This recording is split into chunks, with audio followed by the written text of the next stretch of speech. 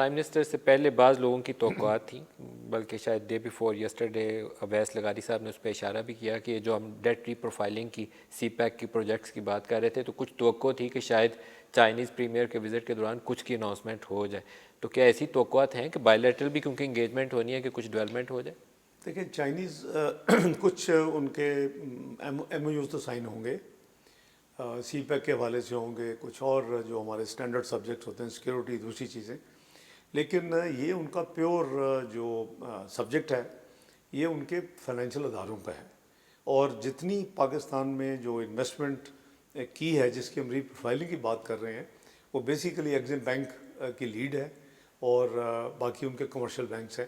تو اس میں جب وزیر اعظم کی آفیشیل وزٹ ہوئی تھی، آپ کو پتہ ہے کہ چند مہینے پہلے، تو اس میں ہم نے اپنے اس لیول پہ پرائم منسٹر کے لیول پہ، جو کہ جن کی میٹنگ نہ صرف وزیر اعظم چائنا سے ہوئی بلکہ صدر چائنا سے بھی ہوئی، اور ایک ریسٹرکٹڈ میٹنگ بھی تھی جس میں میں ان کے ساتھ تھا اور ان کی بھی کولیگ جو انہوں نے سلیکٹ کی ہے.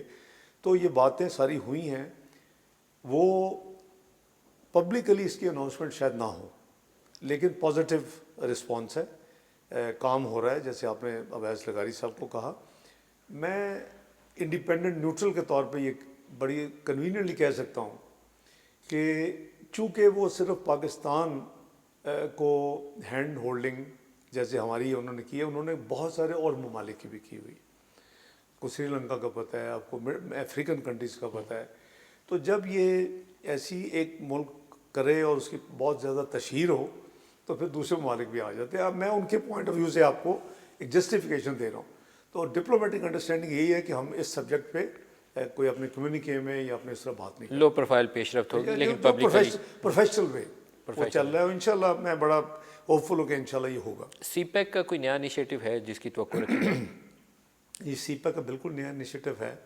Number 1 Karachi to Hyderabad ML1 کی شروعات ہیں. ہماری upgradation of railway. Prime minister صاحب کی خواہش ہے کہ ہم ملتان تک ضرور جائیں پہلے فیز میں. تو وہ ہم اپنا اسٹینڈ الون دیکھیں گے ملٹی لیٹرل سے. اگر ان کی کوئی یعنی اسپیس لمیٹیشنز ہوئیں پاکستان کے لیے، لیکن حیدرآباد کراچی تو انشاءاللہ ML1 ہو جائے. اسی طرح کراکرم ہائی وے کی اپ گریڈیشن اور اس کے جو ری الائنمنٹ ایٹسٹرا، اس پہ بھی پازیٹیو ہے.